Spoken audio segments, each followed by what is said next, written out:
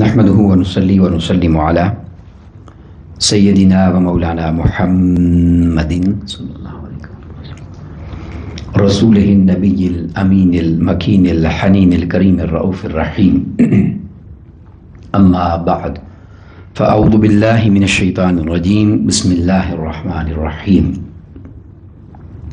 قال الله تبارك وتعالى في الكلام المجيد والفرقان الحميد قد جاءكم من الله نور وكتاب مبين صدق الله مولانا العظيم. وقال الله تبارك وتعالى في شان حبيبه مخبرا وآمرا إن الله وملائكته يصلون على النبي يا أيها الذين آمنوا صلوا عليه وسلموا تسليما. مولاي صل وسلم دائما أبدا على حبيبك خير الخلق كلهم محمد سيد الكونين والثقلين والفريقين من عرب ومن عجم يا رب بالمصطفى بلغ مقاصدنا واغفر لنا ما مضى يا واسع الكرم. اللہ رب العزت خالق کائنات کی حمد و ثنا پیارے آقا کریم علیہ الصلوۃ والسلام کی بارگاہ میں عاجزانہ ہدیہ درود و سلام کے بعد تمام احباب سامعین کو السلام علیکم ورحمۃ اللہ وبرکاتہ.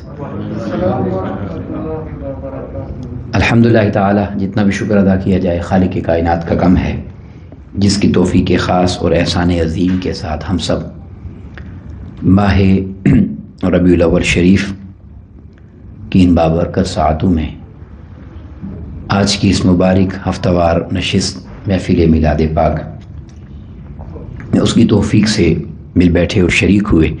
دعا ہے کہ اللہ رب العزت ہم سب کی حاضری کو اپنی بارگاہ میں قبول فرمائے اور آقا کریم علیہ الصلوۃ والسلام کی ولادت مبارکہ کا صدقہ، آمد مبارک کا صدقہ تمام انسانیت کو اور بالخصوص آقا علیہ الصلوۃ والسلام کی مبارک امت کو اپنی بارگاہ سے خصوصی عنایات عطا فرمائے اور ہم سب کو دنیا و آخرت میں آقا علیہ الصلوۃ والسلام کی نسبت غلامی میں شرف قبولیت کی خیرات عطا فرمائے.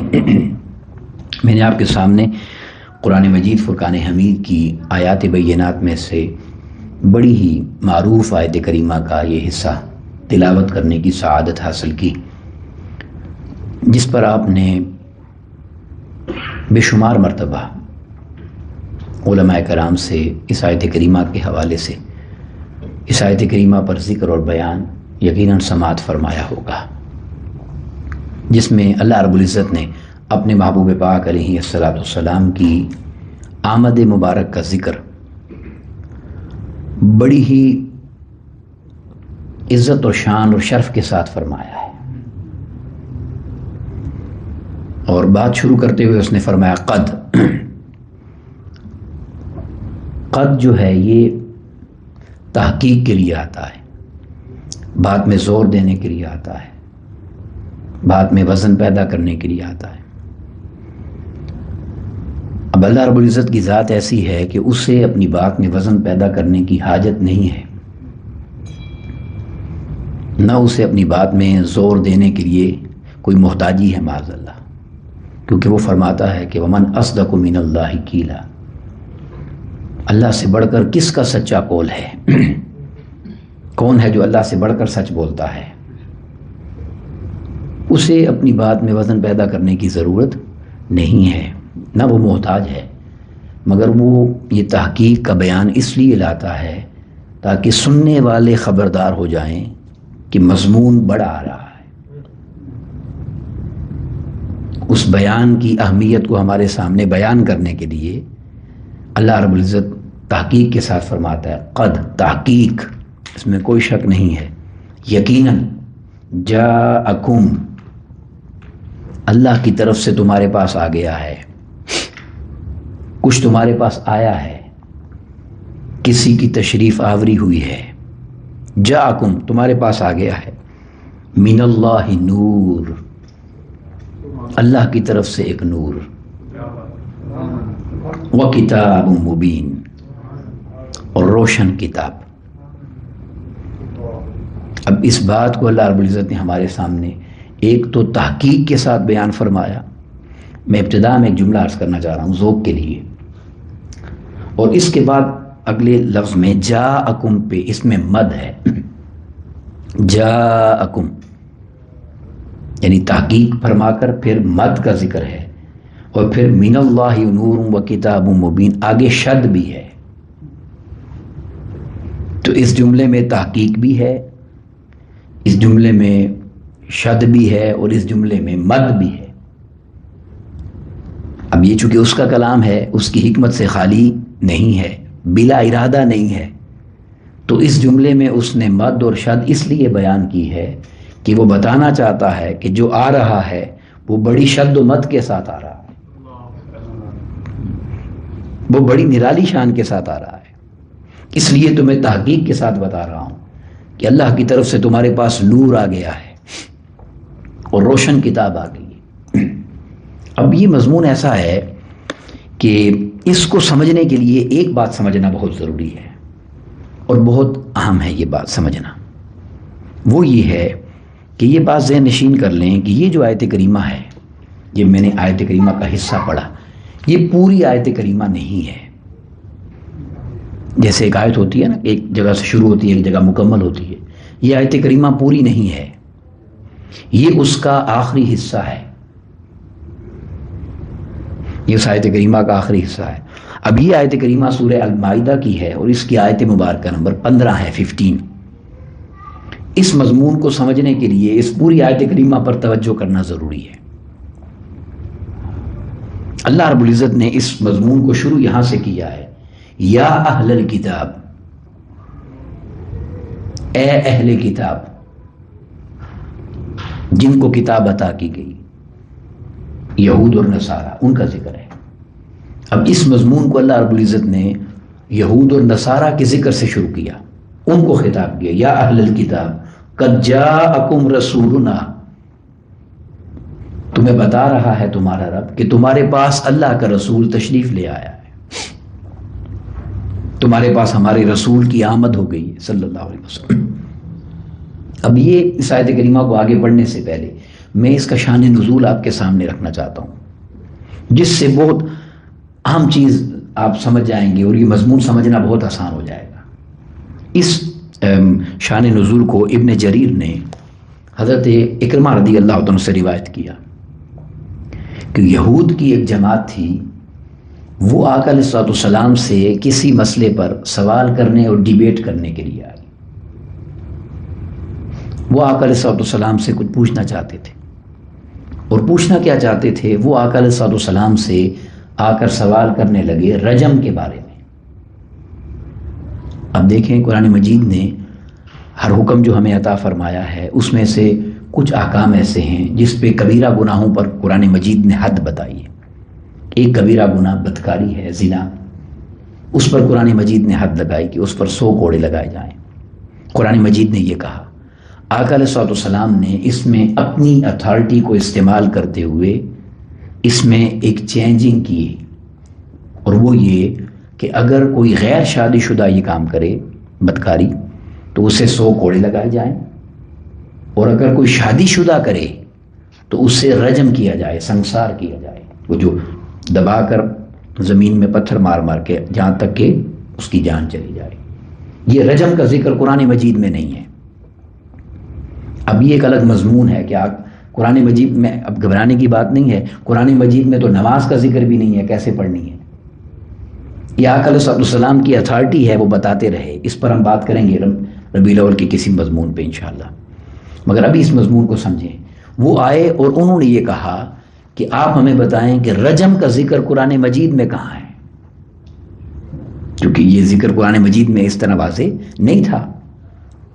آقا علیہ السلام نے ان سے یہ فرمایا، اچھا میں تمہیں اس اللہ کی قسم دیتا ہوں، بلکہ آقا علیہ السلام نے ان سے فرمایا کہ تم میں سب سے بڑا کون ہے عالم تم میں سے؟ وہ جتنے بیٹھے تھے اس میں ایک ابن سوریہ نام کا تھا، اس نے کہا یہ بڑا عالم ہے۔ تو آقا علیہ السلام نے فرمایا اس سے، ابن سوریہ سے، کہ تمہیں میں اللہ کی قسم دیتا ہوں، اس اللہ کی جس نے حضرت موسیٰ علیہ السلام پر تورات اتاری۔ ذرا جملے سنیے، میں تمہیں اس اللہ کی قسم دیتا ہوں جس نے موسیٰ علیہ السلام کی قوم پر من و سلوہ نازل فرمایا۔ میں تمہیں اس اللہ کی قسم دیتا ہوں جس نے بنی اسرائیل پر طور کو کھڑا کر دیا تھا۔ اب یہ جملے سنتے سنتے ان کے جسم پر کب کبھی طاری ہو رہی تھی، تو آقا علیہ الصلوۃ والسلام نے فرمایا اس اللہ کی تمہیں قسم ہے، بتاؤ کیا تمہاری کتاب میں رجم کا ذکر نہیں ہے؟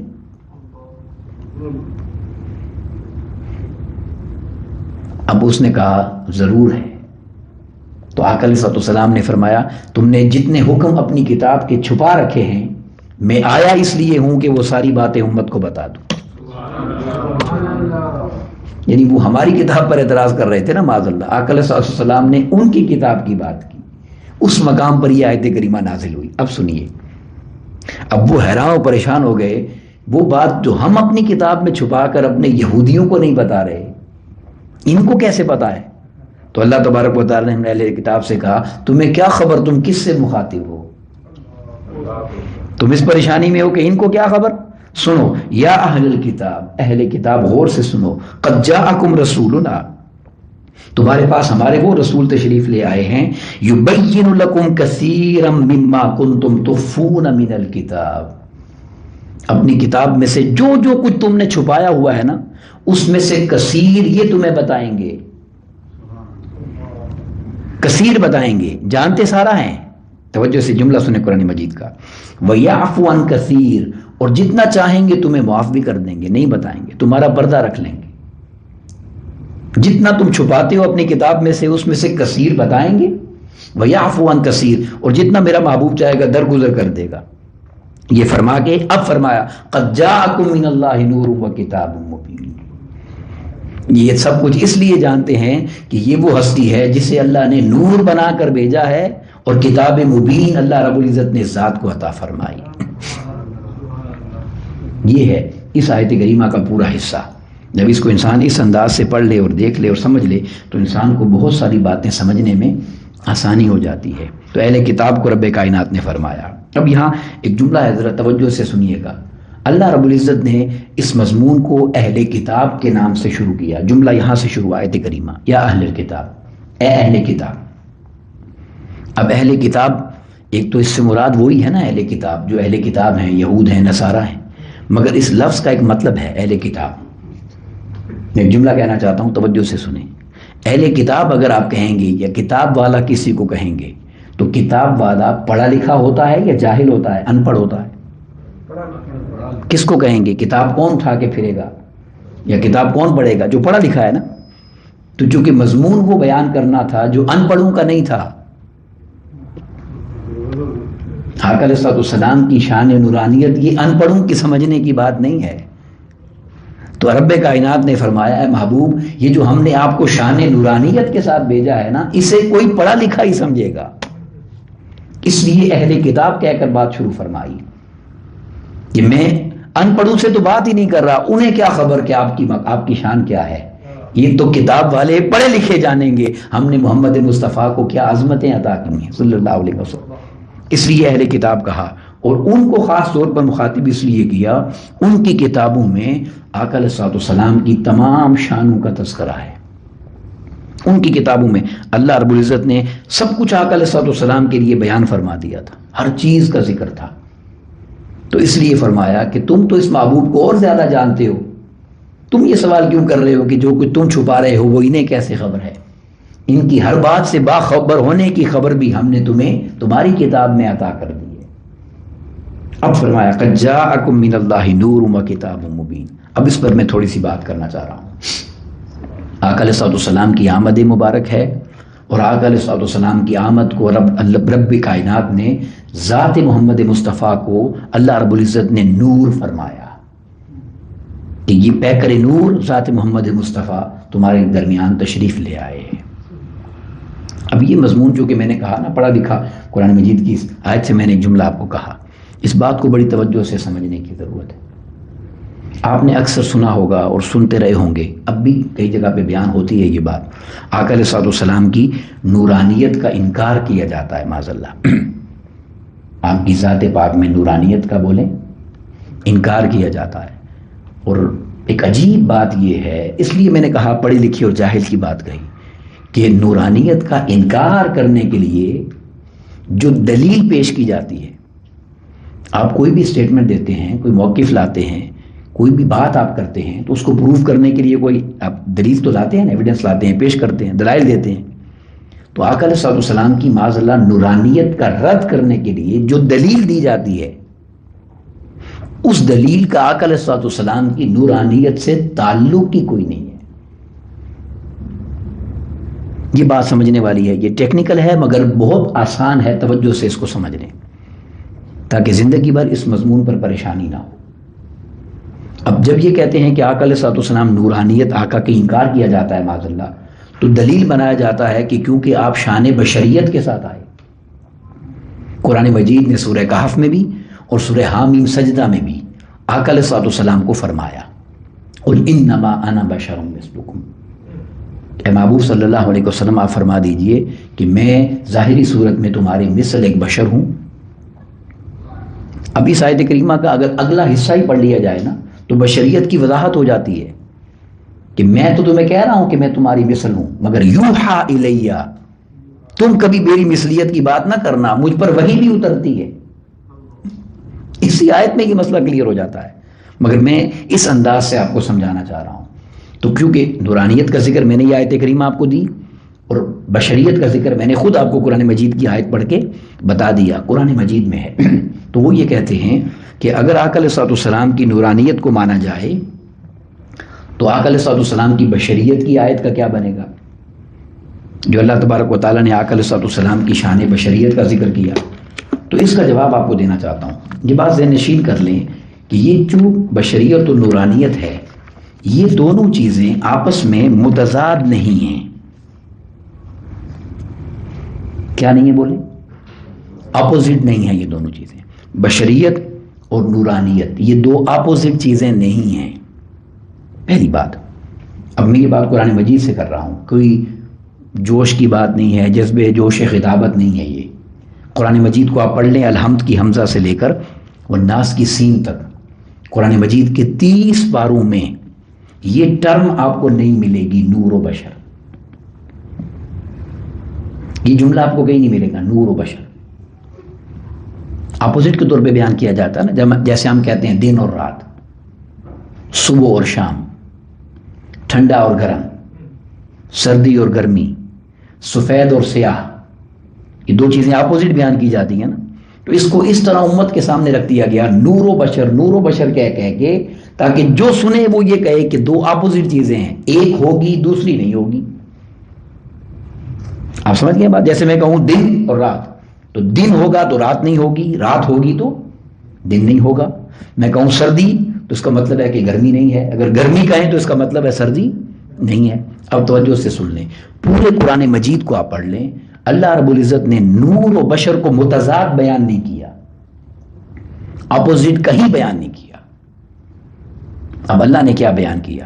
رب کائنات نے فرمایا وما خلقت الجن والانس الا لیعبدون، ہم نے جن اور انس کو صرف اپنی عبادت کے لیے بنایا.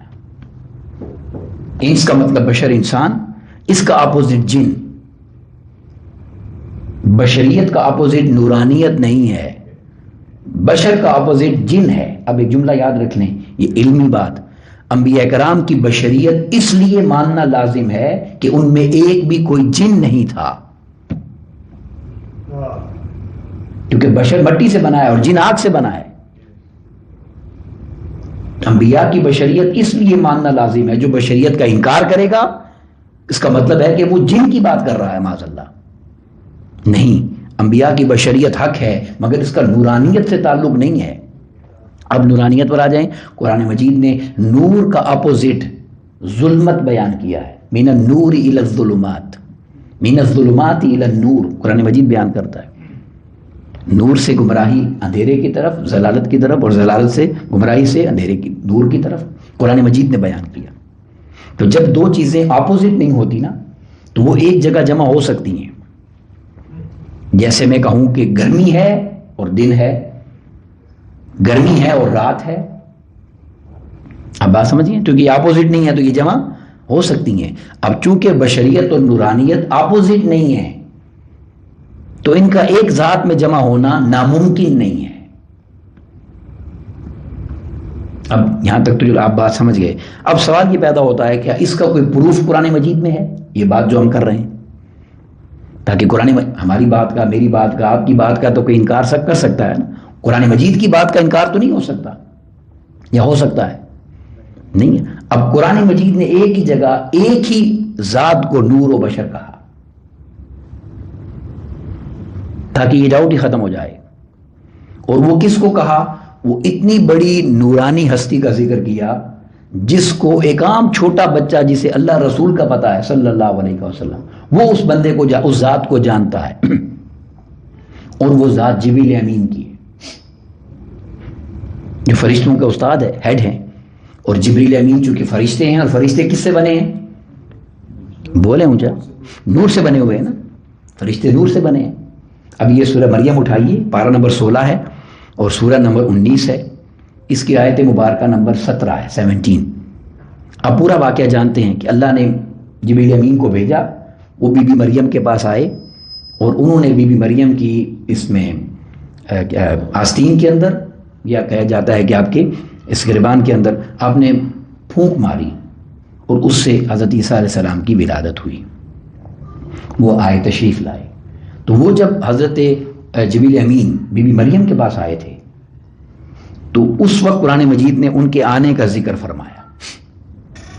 اور ذکر یہ فرمایا کہ جب ان کو بی بی مریم ایک سائڈ پر چلی گئیں اور پردے میں ہو گئیں اور گھر والوں سے حجاب کر لیا، تو قرآن مجید نے فرمایا فَأَرْسَلْنَا إِلَيْهَا رُوحَنَا، پھر ہم نے ان کی طرف اپنی روح کو بھیجا. تنزل الملائکۃ والروح، اس رات فرشتے اترتے ہیں اور جبریل امین روح الامین اترتے ہیں.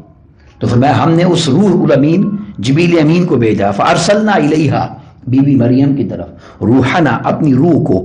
اور کس طرح بھیجا؟ فتمثل لہا بشرا سویا، اس دن ہم نے جبرائیل کو پورے کا پورا بشر بنا کر بھیجا. صرف بشر بھی نہیں کہا، بشرا سویا، 100% پورا بشر بنا کے بھیجا. اب سوال یہ پیدا ہوتا ہے کہ اب اس دن جب جبریل امین، اسی لیے تو بی بی مریم نے دیکھ لیا تھا نا کہ تم کہاں سے آ گئے ہو، میں اللہ کی پناہ مانگتی ہوں، میرے قریب مت آؤ. پھر انہوں نے آگے خبر دی، اللہ کی طرف سے آیا ہوں، فرشتہ ہوں، آپ کو بیٹے کا تحفہ دینے آیا ہوں. یہ ساری بات واقعہ آپ جانتے ہیں. تو وہ چونکہ پیکر بشری میں تھے اور سامنے نظر آئے، قرآن مجید نے کہا ہم نے پورا بشر بنا کر بھیجا. اب سوال یہ ہے، اس وقت جب جبریل امین بشر بن کے آئے تو کیا ان کی نورانیت ختم ہو گئی؟ نہیں. یا کیا بعد میں جا کے نورانیت نہیں بن سکے؟ وہ بنے. وہ تو جب جبریل امین اگر پیکر نور ہوتے ہوئے پیکر بشری میں آ جائے تو اس کی نورانیت ختم نہیں ہوتی. تو جبریل امین جس کے در کی غلامی کرتا ہے وہ محبوب پیکر بشریت میں آئے تو اس کی نورانیت پہ کیا فرق آئے گا؟ اور یہ یہاں میں وہ بات کہنا چاہتا ہوں، توجہ سے سنیں. قرآن مجید کی معروف ایک حدیث پاک میں معروف حدیث ہے، اس حدیث کا نام ہی حدیث جبرائیل ہے. آپ نے اکثر، میں پڑھوں گا تو آپ کو یاد آ جائے گا، آپ نے اکثر سنا ہوگا، جس میں آقا علیہ السلام کے صحابہ بیٹھے تھے. ایک جوان آیا، سفید کپڑے پہنے ہوئے تھے، اتنے صاف ستھرے اس کے سفید کپڑے تھے، اتنے صاف ستھرے کہ صحابہ نے کہا کہ یہ یہاں کا بھی نہیں ہے، اور اتنا فریش صاف ستھرا ہے، نہ پسینہ ہے، نہ گرد و غبار، نہ کپڑے گندے، کہ سفر کے اثرات بھی نظر نہیں آ رہے. تو پتہ نہیں یہ کون ہے. اور صحابہ دیکھ رہے ہیں، وہ آ کے بیٹھا اور اس نے آقا علیہ السلام کے مبارک گھٹنے مبارک کے ساتھ اپنے گھٹنے مبارک جوڑ دیے، اس طرح آ کر بیٹھا. اور اس نے آقا علیہ السلام سے سوال کیا، یا رسول اللہ صلی اللہ علیہ وسلم اسلام کیا ہے؟ آقا علیہ السلام نے جواب دیا، اس نے تصدیق کی. پھر پوچھا ایمان کیا ہے؟ جواب دیا، تصدیق کی. پھر پوچھا احسان کیا ہے؟ جواب دیا، تصدیق کی. پھر وہ چلا گیا. جب وہ چلا گیا آقا علیہ السلام نے فرمایا اس کو پہچانا ہے، یہ کون ہے؟ عرض کرتے ہیں نہیں یا رسول اللہ، ہم تو خود پریشان ہیں. ایک تو پتہ نہیں کہاں سے آیا، اس پہ سفر کے اثرات نہیں تھے، صاف ستھرا فریش تھا. اور عجیب بات یہ تھی کہ سوال کرتا تھا پھر جواب کی تصدیق کرتا تھا. ہمیں تو یہ سمجھ نہیں آئی. تو سنیں جملہ آقا علیہ السلام کا، بڑی خاص بات. آقا علیہ السلام نے فرمایا یہ جبریل امین تھا، یہ آج بشری پیکر میں آیا تھا. جانتے ہو کیوں اسے بشر بننا پڑا؟ یہ بات سمجھنے والی ہے. ویسے تو صبح و شام آقا علیہ السلام کے پاس آتا تھا نا، ہر وقت بشر کیوں نہیں بنا؟ یہ بات سمجھنے والی ہے، اس پر توجہ اور دھیان نہیں جاتا۔ کہا یہ صبح و شام جب میرے پاس آتا ہے تو میں تو خود نور ہوں، میں نور کو دیکھ لیتا ہوں، اس لیے اسے بشر بننے کی ضرورت نہیں رہتی۔ آج یہ میرے لیے نہیں آیا تھا، یہ جملہ آقا علیہ السلام کی حدیث کا، آقا علیہ السلام نے فرمایا یہ اس لیے آیا تھا کہ تمہیں دین سکھائے۔ تو تم بشر ہو، تمہاری مجبوری ہے کہ تم نور کو دیکھ نہیں سکتے، تو چونکہ تمہارے لیے آیا تھا تو پیکر بشری میں آیا تھا۔ اب یہ جو آقا علیہ السلام نے جبرائیل کا تعارف کروایا نا، حقیقت میں آقا علیہ السلام نے اپنی طرف اشارہ کروایا کہ میری نورانیت پہ شک نہ کرنا۔ اس نے 3 سوال سمجھانے تھے، یہ بشر بن کے نہ آتا تو تم سمجھ نہ سکتے، تو جس نے 63 سال تمہیں سکھانا تھا اگر وہ نور بن کے آ جاتا تو تم سیکھتے کس سے؟